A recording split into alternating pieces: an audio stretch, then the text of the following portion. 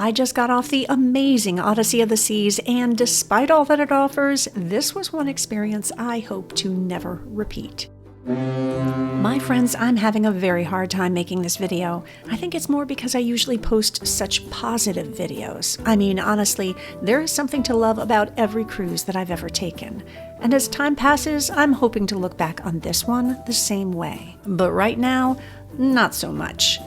I just got off the Odyssey of the Seas, and it was one of those experiences that had us reconsidering our vacation choices. And my husband, who served 20 years in the Army, and 15 of them were during a war, so it takes a lot for him to complain. Some of the blame goes to Royal Caribbean, some was our fault, and some of the blame falls squarely on the shoulders of the other passengers. I'm going to be brutally honest and not sugarcoat this at all, because I'm not a travel agent, and I'm not trying to sell you anything. I'm also unsponsored, and unlike a lot of YouTubers, we pay for all of our trips, so we can stay completely unbiased. So if you like videos like this, please hit that subscribe button because it will tell YouTube to promote my videos more.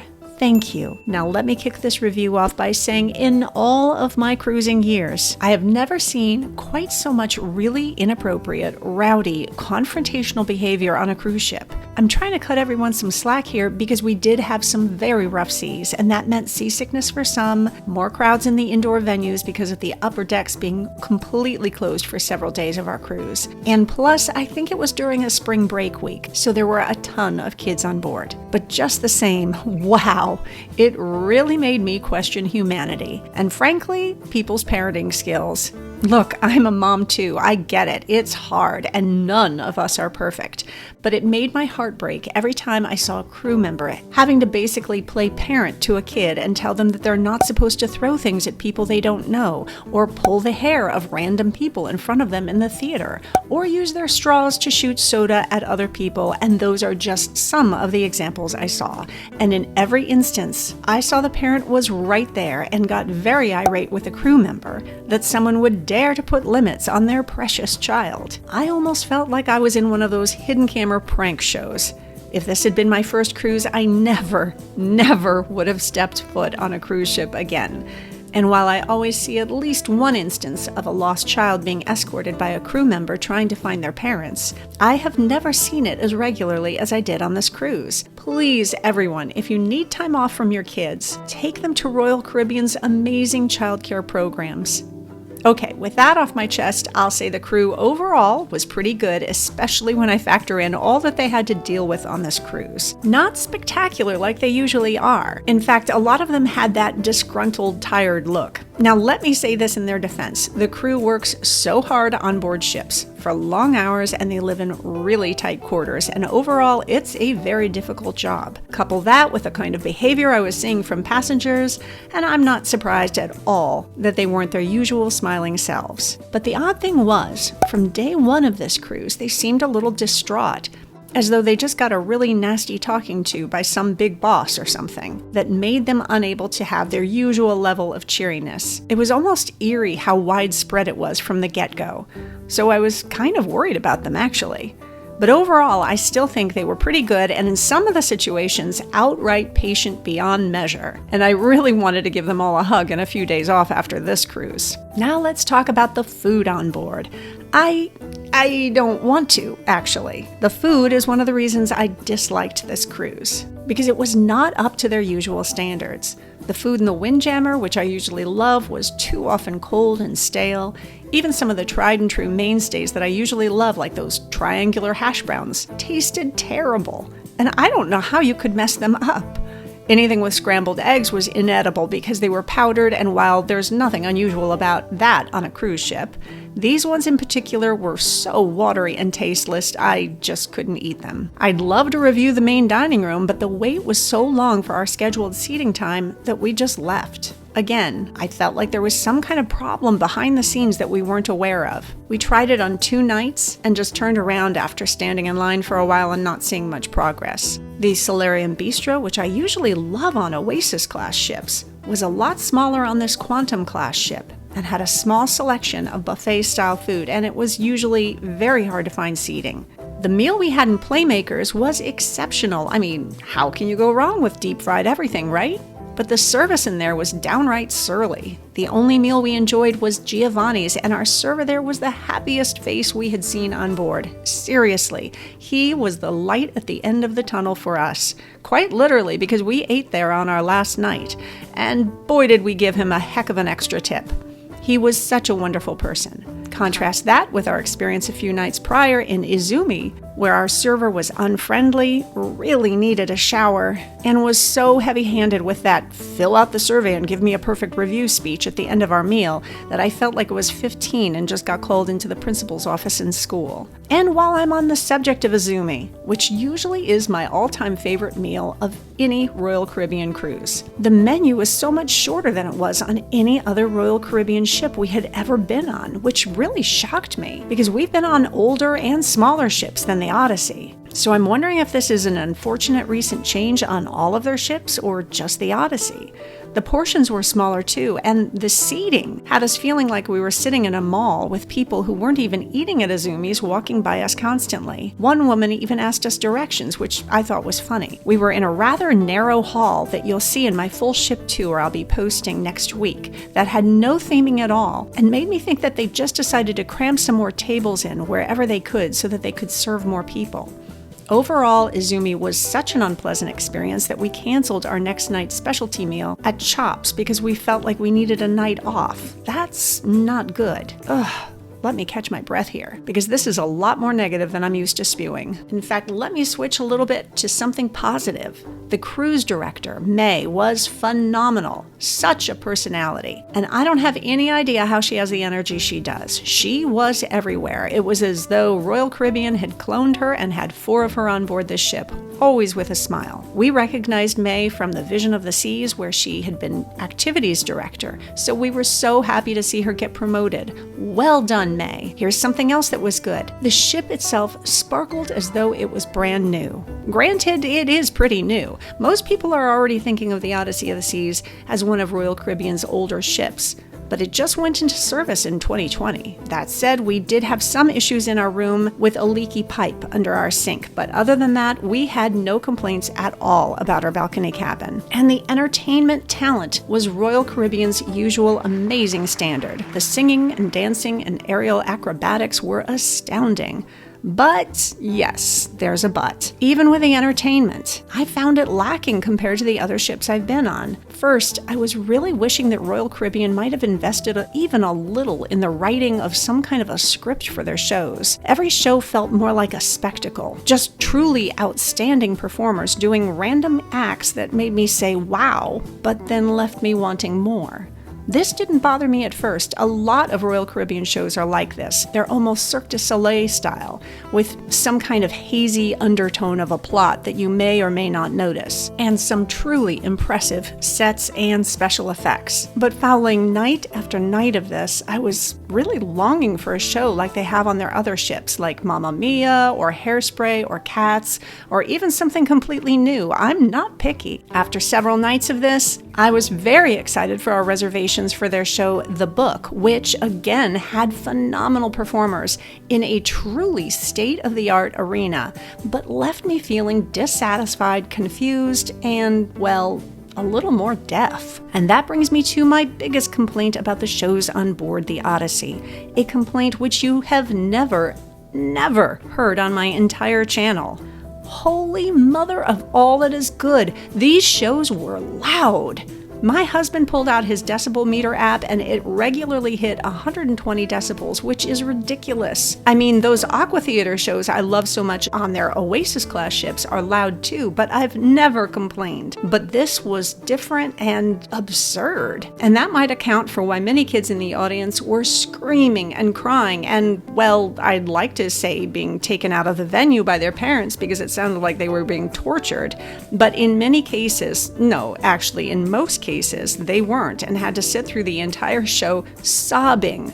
which made the experience even more unpleasant for everyone. Let's move on to our cabin steward. Now, I'm usually the first person to rave about the stewards on any cruise ship because they work their fingers to the bone to keep your cabin clean and welcoming. But our steward this time drove me a little nuts. After a rough night at sea, I really wanted a nap, and so I put the Do Not Disturb magnet on our room, and I took one. I was awakened by the phone, which oddly enough does not have a Do Not Disturb setting on it and doesn't even have one of those little switches that enable you to turn the ringer off. In fact, you can't even unplug it without moving furniture. So I was a little annoyed to be woken up by our steward calling us on the phone, saying that she saw our Do Not Disturb magnet and, well, wanted to disturb us and ask us if we wanted our cabin cleaned. I explained that I was trying to take a nap and didn't need the room cleaned. Then I went back to sleep and was awakened again by a phone call from her about an hour later asking me again if I wanted the room cleaned.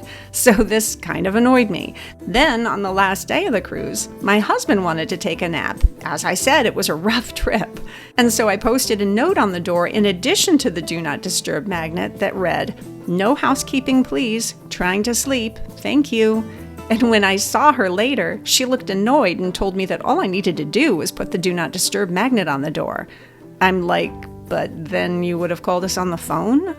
So anyway, that's the first time I've ever complained about our cabin steward, who I'm sure is just overworked because Royal Caribbean has cut back drastically on their stewards and then increased the number of cabins that each one serves. So again, I fault Royal Caribbean more than her. I think being a cabin steward has got to be the hardest job on the ship. Now let me get to the things I hated about this cruise that have nothing to do with the people, but rather the ship itself. And this one, my friends, is on me. I knew exactly what the ship had to offer going into it, and maybe I should have foreseen these problems. No, actually, I should have definitely foreseen these problems, but I'll mention them to you in case they might help you make your own decision about the Odyssey of the Seas.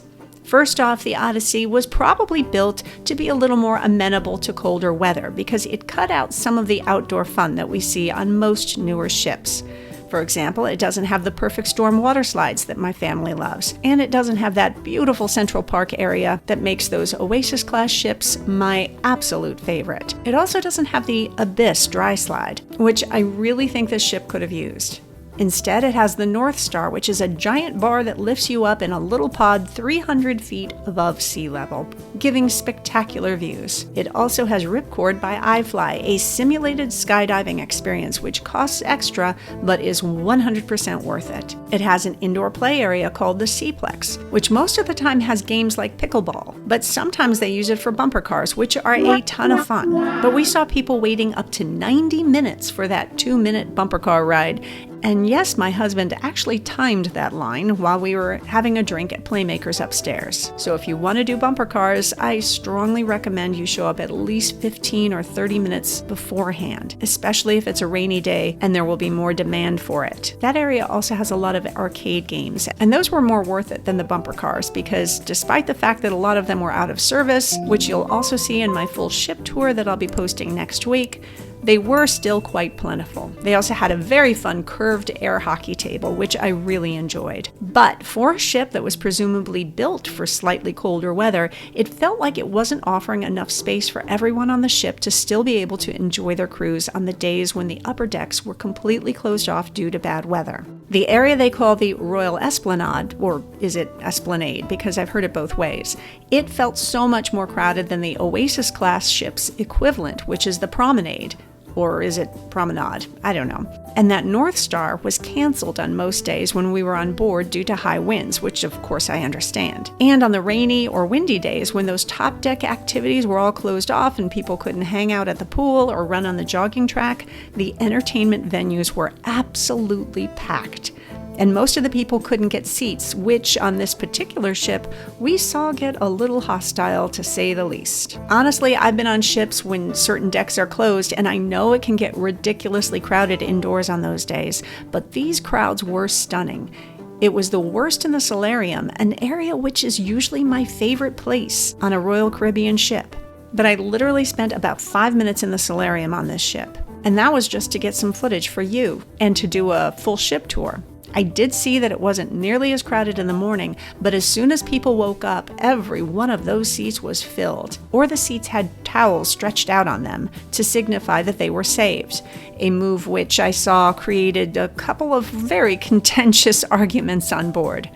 I love people and I enjoy crowds, or I wouldn't love cruising, but I spent a lot more time in my cabin on this ship than I normally would. When we first arrived on board, the crew were out and about trying to upsell us things like specialty dining and photo packages, which I'm pretty used to, so I didn't mind. But as soon as the initial push ended on day 2, no one ever approached us asking if we'd like another drink or anything like that, which is unusual for Royal Caribbean. If you had a question, it was hard to find someone to ask or to get directions, which might explain why that woman approached our table for directions when we were eating and assuming. But considering all the times I saw crew trying to find lost parents, or settle down disputes between passengers, or just basically looking like they were juggling way too many responsibilities, I will cut them a lot of slack on this. I will also say that when I went to guest services for Dramamine when the bad weather hit, the crew member there said that the seas were so rough they even had some crew members down with seasickness problems. That is unusual because they're usually pretty used to it, so that might have something to do with it too. And Royal Caribbean has most definitely been cutting back on crew. I'd say it's because of the economy that we're all struggling with, but in reality, it's more because they're putting all of their money into building new ships. But as I mentioned before, the crew just seemed pretty miserable overall on this ship from day 1, which really made me think that something was happening behind the scenes that set them off. And it really made me worry about them because I'm a mom, and that's what I do best. Oh my goodness, I'm seriously in need of a drink right now because I've never complained so much about a ship in my life. It's just not my style. And none of this was catastrophic. I mean, hey, we didn't sink, we stayed healthy, and at least my husband and I can say that we didn't get into any physical altercations, which not everyone on board could say. And really, I feel grateful to even have the opportunity to vacation at all because these days, we're all cutting back a lot more. But for that very reason, I felt like I needed to be forthright about my experience because we all work so hard for our vacation dollars, and if I had any clue this cruise was going to be so unpleasant, I would have much preferred to save my money. But I'm not a psychic, and usually cruising is a surefire hit with us. Will I cruise again? Absolutely. I think this was a strange culmination of a particularly rowdy spring break crowd, entertainment so loud I can't help thinking there was some kind of technical problem, bad weather, rough seas, a justifiably stressed out crew, and a ship that just struggled to entertain everyone indoors at full capacity. So don't let this experience deter you from cruising. Just let it help you choose the right vacation for you at the right time of year. As always, thanks so much for watching, for subscribing, and for making this channel such a wonderful community.